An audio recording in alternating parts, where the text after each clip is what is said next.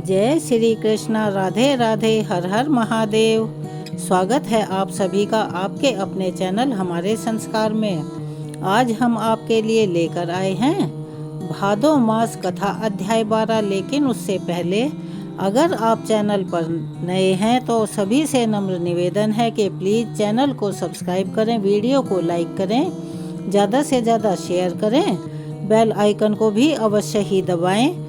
Comments box में जय श्री कृष्णा, राधे राधे, हर हर महादेव लिखना ना भूलें। आपका सहयोग हमारे लिए अनमोल है, इसीलिए आपसे गुजारिश है कि अपना सहयोग और प्यार हमें प्रदान करते रहें। और एक विनती और है, कमेंट्स बॉक्स में अपने प्यारे प्यारे कमेंट्स भी लिखा कीजिए। अपनी पिछली वीडियो में हमने गोविंदास सखा की एक बहुत ही मनोहर कहानी सुनाई थी। आज भी उन्हीं की एक और प्रसंग हम आपको सुनाने जा रहे हैं। गोसाई जी और ठाकुर जी के सभी सेवक सेवा में शुद्धता का बहुत ध्यान रखते थे। यहाँ तक कि कहीं भी आसपास कोई अशुद्धि या अपवित्रता न रह जाए, इस बात का विशेष ध्यान रखा जाता था। लेकिन ठाकुर जी का प्रेम और सखा भाव इन सभी लौकिक मर्यादाओं से ऊपर था। अब एक दिन की बात है। एक दिन क्या हुआ कि गोविंद सखा शौच हेतु बाहर बैठे हुए थे। उसी समय ठाकुर श्रीनाथ जी पास के पेड़ से अकोड़ा यानी के आखे के फूल तोड़ कर ले आए। यह फूल छोटे छोटे होते हैं और उनके अंदर रुई जैसी कोमलता, यानी अगर उनको स्पर्श करते हैं तो बहुत मुलायम लगते हैं। ठाकुर जी ने अपने पीताम्बरी में बहुत सारे फूल इकट्ठा कर लिए और फिर वो छुप छुप कर गोविंद सखा जो कि शौच कर रहे थे उनके ऊपर एक एक करके फेंकने लगे। अब ठाकुर जी की महिमा तो ठाकुर जी ही जाने। अब आप इस बारे में कल्पना कीजिए कि जब लोग शौच में जाते हैं तो शौच में जाने के बाद शुद्धता के लिए कई सारे नियमों का पालन करते हैं, और वहीं पर ठाकुर जी जो स्वयं सबके आराध्य हैं, अपने शौच करते हुए सखा के साथ मजाक कर रहे थे। अब देखिए वो अपने सखा को किस तरह से परेशान कर रहे थे। वो उन पर फूल फेंक रहे थे। यहाँ पवित्रता नहीं, प्रेम प्रधान है। यह हमें इस प्रसंग से पता लगता है। गोविंद सखा भी इस लीला को समझ गए तो उन्होंने एक हाथ से तो अपनी धोती संभाली हुई थी और दूसरे हाथ से ठाकुर जी को उन्हीं के फेंके हुए फूल वापस मारने लगे। अब ठाकुर जी की लीला देखिए। दोनों ओर से यह साख्य लीला यानी कि दोस्तों की लीला चल रही थी। एक दूसरे की ओर फूल फेंक फेंक कर मारने की, और दोनों ही प्रेम, हंसी और आनंद से सराबोर थे। उधर गोविंद सखा की माता उनकी प्रतीक्षा कर रही थी कि बेटा इतनी देर हो गई, शौच से अभी तक घर वापस लौटकर क्यों नहीं आया? कहीं कोई समस्या तो नहीं हो गई उसके साथ? चलो मैं चलकर देखाऊं। तो वह चिंता के मारे वहीं पहुंच गई जहां पर गोविंद सखा शौच के लिए बैठे हुए थे। अब उन्हें आता देखकर ठाकुर जी तो हड़बड़ा गए, यानी डर गए। उन्होंने देखा तो सोचा कि इनकी तो आज पोल पट्टी सारी ही खुल जाएगी। अब मुझे और उपद्रव नहीं करना चाहिए। और यह सोचकर वे दौड़कर गोविंद सखा की पीठ की ओट में जाकर छुप गए। यह देखकर गोविंदास मुस्कुराने लगे। अब ठाकुर जी उनका ही सहारा लेकर बचने की कोशिश कर रहे थे। यह देखकर उनका तो हृदय प्रेम से भर आया, गदगद हो उठा। यहाँ पर किसी भी तरह की अशुद्धता का कोई भेदभाव हो ही नहीं रहा था। कोई शुद्धता का, कोई अशुद्धता का तो भाव चल ही नहीं रहा था। भाव था तो बस सच्चे मित्र का और साख्य भाव का। अब जब गोविंदास जी की माता श्री उनको ढूंढते हुए उनके पास तक पहुंची तो उन्हें बैठा देखा तो झिड़कते हुए बोली, अरे इतनी देर क्यों लगा रहा है? ऐसा क्या कर रहा है? तुझे नहीं पता कि मैं कब से तेरी प्रतीक्षा कर रही हूँ? गोविंद सखा चुपचाप खड़े रहे, हिले डुले भी नहीं, कुछ बोले भी नहीं। बस आंखों ही आंखों में माँ को इशारा किया, कहा अच्छा माँ तू चलना, मैं आता हूँ, अभी पवित्रता बाकी है। ऐसे हैं ब्रज के ठाकुर, जहाँ दुनिया शुद्धता और नियमों की बात करती है, वहाँ पर ठाकुर जी तो केवल अपने भक्तों का प्रेम और उनकी श्रद्धा और उनका विश्वास और सच्चा भाव देखते हैं। जब वे अपने सखा के संग होते हैं तो भगवान नहीं बल्कि एक बिल्कुल बाल सखा बन जाते हैं, यानी कि साधारण बच्चे की तरह से व्यवहार करते हैं। उनके मन में वही भाव रहते हैं जो एक सखा के होते हैं। जब दो बालक आपस में खेलते हैं तो उनके अंदर कोई भाव नहीं रहता कि मेरा सखा गरीब है, अमीर है, काला है, मोटा है, छोटा है, नाटा है, या वो बहुत पैसे वाला है, कैसा भी भाव उनके मन में नहीं रहता। उस वक्त तो वे सिर्फ दो दोस्त होते हैं। इतना चाहते हैं कि यह मेरा सखा है और मैं इसके साथ बिल्कुल इसी तरह बनकर खेल सकता हूँ। लेकिन इस कथा को सुनने के बाद एक बात अवश्य ही ध्यान में रखें, यह सारी बातें महापुरुषों के लिए हैं। तब के सिद्ध संतों में इतनी क्षमता होती थी कि उनकी भक्ति में इतनी तपस्या, इतनी शुद्धता और पवित्रता और भक्ति उनके अंदर होती थी कि स्वयं ठाकुर जी उनके साथ लीला रचाने के लिए आ जाते थे और उन्हें आना ही पड़ता था। लेकिन हम जैसे भक्त बिल्कुल तुच्छ भक्त हैं, इसीलिए हमें इस बात की होड़ बिल्कुल भी नहीं करनी चाहिए। लेकिन असंभव कुछ भी नहीं है।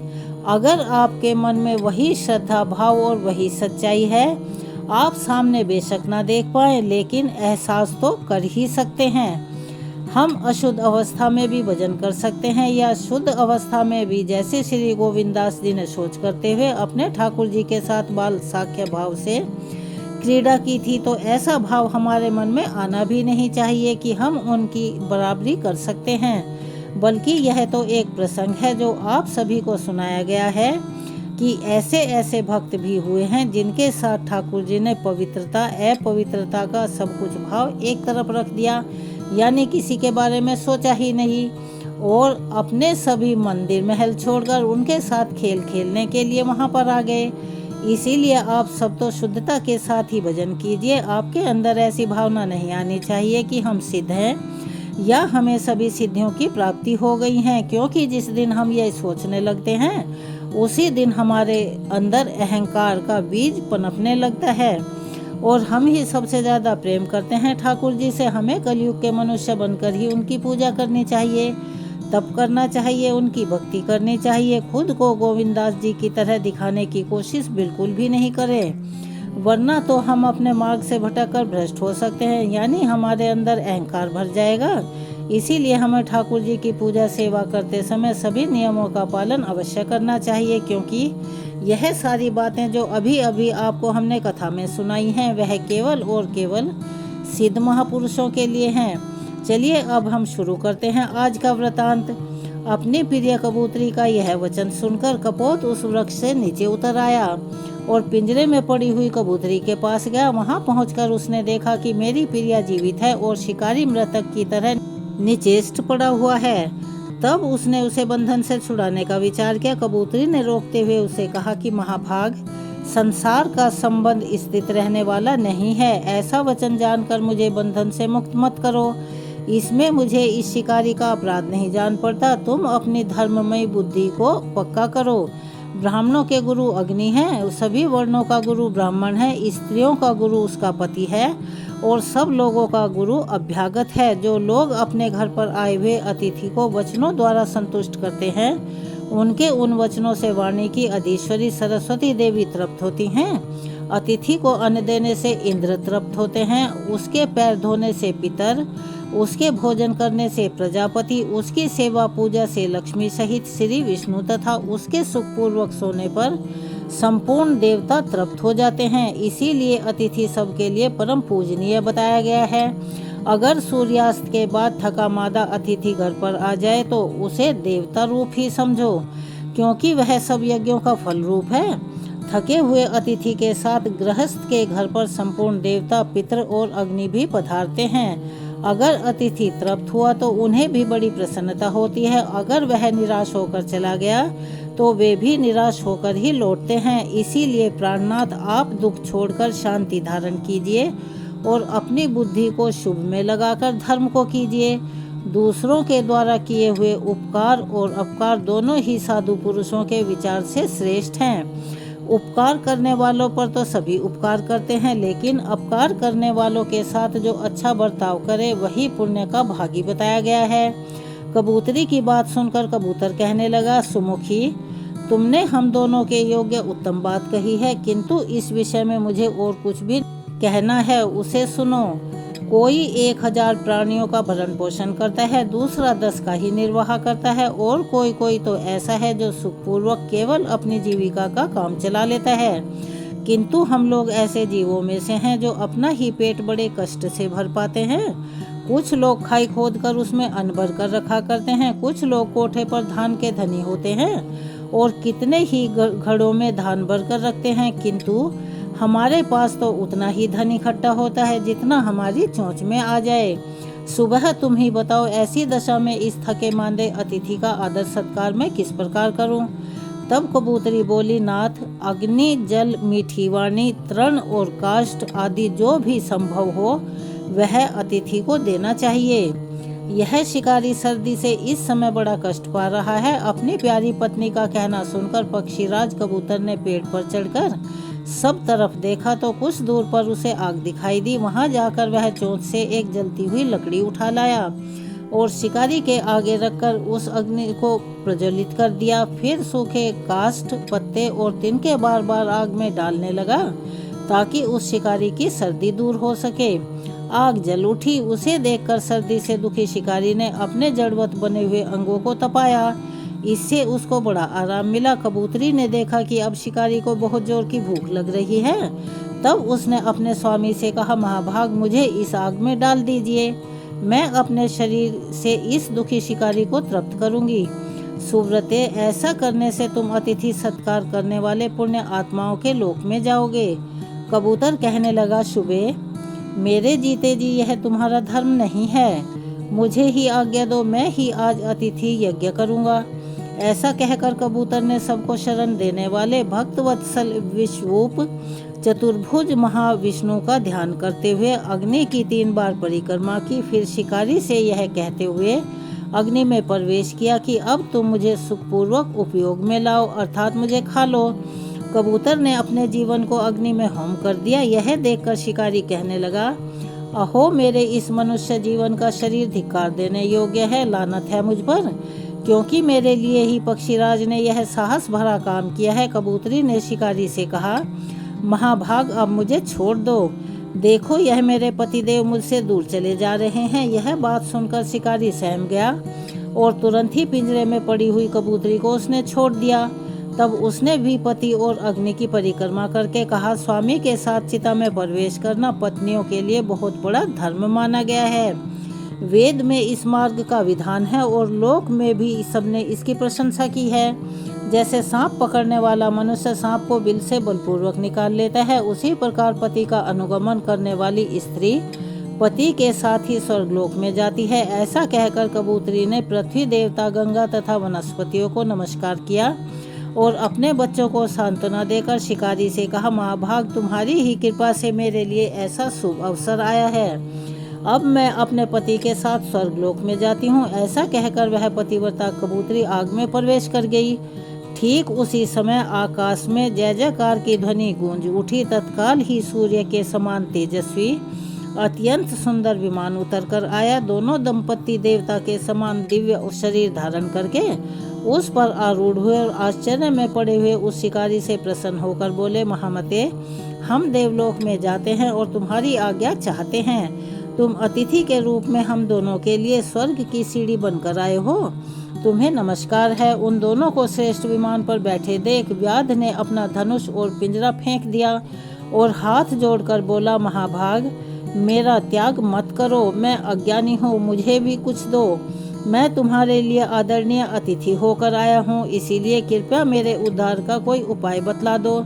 उन दोनों ने कहा, हे शिकारी, तुम्हारा कल्याण हो, तुम भगवती गोदावरी के तट पर जाओ और उन्हीं को अपना पाप भेंट कर दो। वहाँ 15 दिनों तक डुबकी लगाने से तुम सब पापों से मुक्त हो जाओगे। पाप मुक्त होने पर जब पुनः गौतमी गंगा में स्नान करोगे तब अश्वमेध यज्ञ का फल पाकर अत्यंत पुण्यमयी बन जाओगे। नदियों में श्रेष्ठ गोदावरी ब्रह्मा, विष्णु तथा महादेव जी के अंश से प्रकट हुई हैं। उनके भीतर पुनः गोते लगाकर जब तुम अपने मलिन शरीर को त्याग दोगे तब निश्चय ही श्रेष्ठ विमान पर सवार होकर स्वर्ग लोक में पहुंच जाओगे। उन दोनों की बात सुनकर शिकारी ने वैसा ही किया। फिर वह भी दिव्य रूप धारण करके एक श्रेष्ठ विमान पर जा बैठा। कपोत, कपोती और व्याध तीनों ही गौतमी गंगा के प्रभाव से स्वर्ग में चले गए। तभी से वह स्थान कपोत तीर्थ के नाम से विख्यात हुआ है। वहाँ स्नान, दान, पितरों की पूजा, जप और यज्ञ आदि कर्म करने पर वे अक्षय फल को देने वाले होते हैं। श्री ब्रह्मा जी कहते हैं, गोदावरी गंगा में कार्तिकेय जी का भी एक तीर्थ है जो बहुत उत्तम है। वह कुमार तीर्थ के नाम से भी प्रसिद्ध है। उसका नाम सुनने मात्र से मनुष्य कुलीन तथा रूपवान हो जाता है। उसके आगे कृतिका तीर्थ है, जिसके श्रवण मात्र से सोमपान का फल मिलता है। महामुनि, अब दशाश्वमेध की तीर्थ का महात्म्य भी सुनो। उसके सुनने मात्र से अश्वमेध यज्ञ के फल की प्राप्ति होती है। विश्वकर्मा जी के पुत्र महाबली विश्वरूप हुए। विश्वरूप के प्रथम नामक पुत्र हुआ।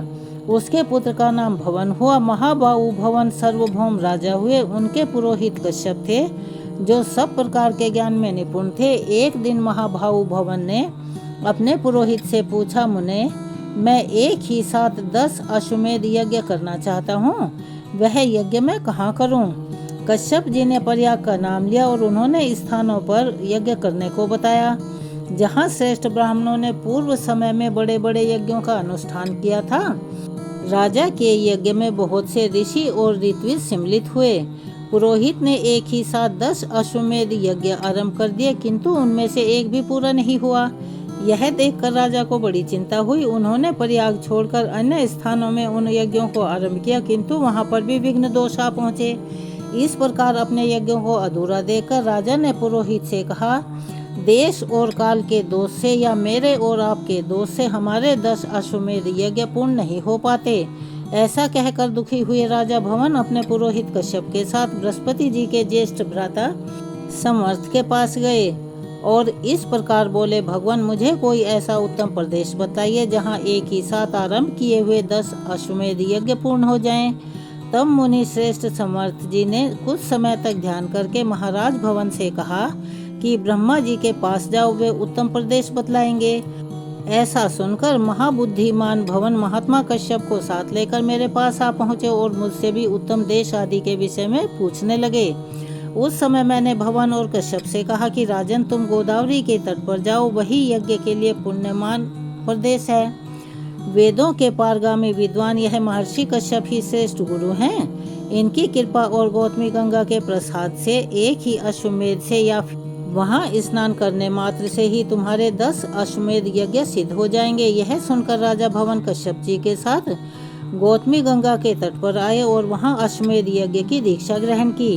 वह महायज्ञ आरंभ होकर जब पूर्ण हो गया, तब राजा इस पृथ्वी का दान करने को तैयार हुए।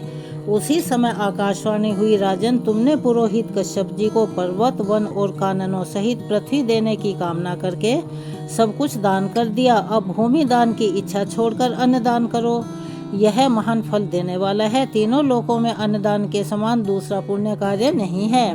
विशेषतः गंगा जी के तट पर श्रद्धा के साथ किए हुए अन्नदान की महिमा अकथनीय है, यानी जिसका कोई भी वर्णन नहीं हो सकता। तुमने जो प्रचुर दक्षिणा से युक्त अश्वमेध यज्ञ पूर्ण किया है, इससे तुम कृतार्थ हो गए। अब इस विषय में तुम्हें अन्यथा विचार नहीं करना चाहिए।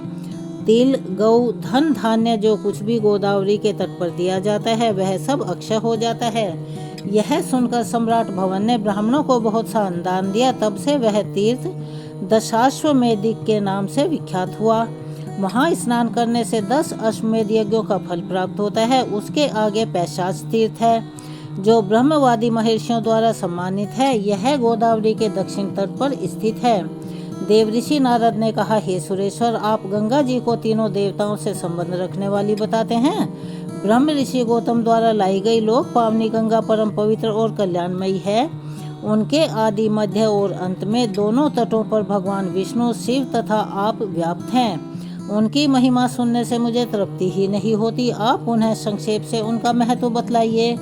तब ब्रह्मा जी बोले, बेटा, गंगा पहले मेरे कमंडल में थी, फिर भगवान के चरणों से प्रकट हुई। उसके बाद महादेव जी के जटाजूट में निवास करने लगी। महर्षि गौतम ने अपने ब्रह्म तेज के प्रभाव से यत्न पूर्वक भगवान शिव की आराधना की, जिससे यह ब्रह्मगिरी पर आई और वहां से चलकर पूर्व समुद्र में जा मिली। भगवती गोदावरी सर्व तीर्थमयी है। वे मनुष्यों को मनोवांछित फल देती हैं। उनका प्रभाव सबसे बढ़कर है। मैं तीनों लोकों में कोई भी तीर्थ गोदावरी से बड़ा नहीं मानता। उन्हीं के प्रभाव से मन की सारी इच्छाएं पूर्ण होती हैं। आज भी उनकी महिमा का यथावत वर्णन कोई नहीं कर सकता। सब लोग भक्ति से सदा उनकी वंदना करते हैं। वे वस्तुतः साक्षात ब्रह्म हैं। हे नारद, मुझे तो यही सबसे बढ़कर आश्चर्य की बात जान पड़ती है कि मेरी वाणी में गंगा जी के गुणों का वर्णन सुनकर भी तीनों लोकों में रहने वाले सब प्राणियों की बुद्धि उन्हीं की ओर क्यों नहीं लग जाती। नारद जी कहने लगे, भगवान, आप धर्म, अर्थ, काम तथा मोक्ष के ज्ञाता हैं और उपनिदेशक हैं। आपके वचनों में छंद, पुराण, स्मृति और धर्मशास्त्र आदि समस्त वांग्मयी प्रतिष्ठित हैं। इसीलिए आप बताइए, तीर्थ, दान, यज्ञ, तप, देव पूजन, मंत्र जप और सेवा में सबसे श्रेष्ठ क्या है। भगवान, जैसा आप कहेंगे वैसा ही होगा, उसके विपरीत कोई बात नहीं हो सकती। इसीलिए आप मेरे इस संशय को दूर कीजिए। नारद जी की बात सुनकर ब्रह्मा जी उनसे कहने लगे, नारद सुनो, मैं रहस्यमयी उत्तम धर्म का वर्णन करता हूँ। 4 प्रकार के तीर्थ हैं, 4 ही युग हैं, 3 गुण, 3 पुरुष और 3 ही सनातन देवता हैं। स्मृतियों सहित वेद 4 बताए गए हैं, पुरुषार्थ भी 4 हैं और वाणी के भी 4 ही भेद हैं। यह सब एक बराबर हैं। धर्म सभी जगह एक ही है, क्योंकि वह सनातन है। साध्य और साधन के भेद से उसके अनेक रूप माने गए हैं। धर्म के 2 आश्रय हैं, देश और काल। काल के आश्रित जो धर्म है वह सदा घटता और बढ़ता रहता है। युगों के अनुसार उसमें एक एक चरण की न्यूनता होती रहती है। काल आश्रित धर्म भी देश में ही सदा प्रतिष्ठित रहता है। युगों का क्षय होने पर भी देश धर्म की हानि नहीं होती। जो धर्म दोनों आश्रितों से हीन है उसका अभाव हो जाता है। इसीलिए देश के आश्रित रहने वाला धर्म अपने चारों चरणों के साथ प्रतिष्ठित होता है। देशित धर्म अलग अलग देशों में तीर्थ रूप से स्थित रहता है। सतयुग में धर्म देश और काल दोनों के आश्रित होता है। त्रेता में उसके 1 चरण की, द्वापर में 2 चरणों की और कलयुग में उसके 3 चरणों की हानि होती है। द्वापर और कलयुग में क्रमशः आधे और चौथाई रूप में शेष रहकर धर्म चालू रहता है। कलयुग में उसकी संकटमय स्थिति होती है। जो इस प्रकार धर्म को जानता है उसके धर्म की हानि नहीं होती। जो घर से तीर्थ यात्रा के लिए निकलना चाहता है उसके सामने अनेक अनेक प्रकार के विघ्न आते हैं, लेकिन जो उन सब बाधाओं को, विघ्नों को दूर कर उनके मस्तक पर पैर रखकर गंगा जी के पास नहीं पहुंचता, उसने अपने जीवन में क्या फल पाया। गौतमी के प्रभाव का कौन वर्णन कर सकता है। साक्षात सदाशिव भी उसके वर्णन में असमर्थ हैं। मैंने संक्षेप से इतिहास सहित गंगा जी के महात्म्य का प्रतिपादन यानी वर्णन किया है। चराचर जगत में धर्म, अर्थ, काम और मोक्ष का जो भी साधन है वह सब इस विस्तृत इतिहास में उपस्थित है। जो इस महात्म्य का एक एक श्लोक या एक पद भी भक्ति पूर्वक पढ़ता है और सुनता है या दूसरों को सुनाता है या गंगा गंगा ऐसा उच्चारण करता है, वह पुण्य का भागी होता है। गंगा जी का यह उत्तम महात्म्य कलयुग के कलंक का विनाश करने वाला, सब प्रकार की सिद्धि और मंगल देने वाला है। संसार में यह सम आदर के योग्य है। इसके पढ़ने और सुनने से मनोवांछित फल की प्राप्ति होती है। जो 100 योजन दूर से भी गंगा शब्द का उच्चारण करता है वह सब पापों से मुक्त होता है और भगवान विष्णु के धाम में जाता है। तीनों लोकों में 3 करोड़ तीर्थ हैं। वे सभी बृहस्पति के सिंह राशि में स्थित होने पर गौतमी गंगा में स्नान करने के लिए आते हैं। बेटा, यह गौतमी गंगा मेरी आज्ञा से सदा सब मनुष्यों को स्नान करने पर मोक्ष प्रदान करेंगी।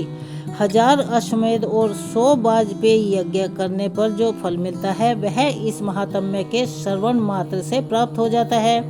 नारद, जिसके घर में ये मेरा यह कहा हुआ पुराण उपस्थित है उसे कलिकाल का कोई भय नहीं होता। यह उत्तम पुराण जिस किसी मनुष्य के सामने कहने योग्य नहीं है, अर्थात इसे हर किसी के सामने नहीं कहना चाहिए। जो श्रद्धालु, शांत और वैष्णव महात्मा के सामने ही इसका कीर्तन यानी वर्णन करना चाहिए। यह भोग और मोक्ष को देने वाला तथा पापों का नाश करने वाला है। इसके श्रवण मात्र से मनुष्य कृतकृत्य हो जाता है। जो अपने हाथ से लिखकर यह पुस्तक ब्राह्मणों को देता है वह सब पापों से मुक्त होकर फिर कभी गर्भ में नहीं आता, यानी कि उसको आवागमन से मुक्ति मिल जाती है और मोक्ष की प्राप्ति हो जाती है। देव ऋषि नारद ने कहा, हे देव, भगवान की यह कथा सुनने से हमें तृप्ति नहीं होती। अब आप पुनः परम गोपनीय रहस्य का वर्णन कीजिए। अनंत वासुदेव की महिमा का आपने भली भांति वर्णन नहीं किया। अब हम उसी को सुनना चाहते हैं, आप विस्तार पूर्वक बताइए। तब ब्रह्मा जी ने अनंत वासुदेव भगवान की जिस महिमा का वर्णन किया, उसका वृतांत आप सभी अगले अध्याय में सुनेंगे। उसे हम अपनी आने वाली वीडियो में सुनाएंगे, कृपया उसका इंतजार कीजिए। और अगर आप यहाँ तक कथा सुनते सुनते पहुँच गए हैं तो इस कथा के बारे में अपने विचार कमेंट्स बॉक्स में अवश्य लिखिए। अपना सहयोग और प्यार हमें ऐसे ही प्रदान करते रहिएगा। कमेंट्स बॉक्स में जय श्री कृष्ण, हर हर महादेव अवश्य ही लिखें। धन्यवाद।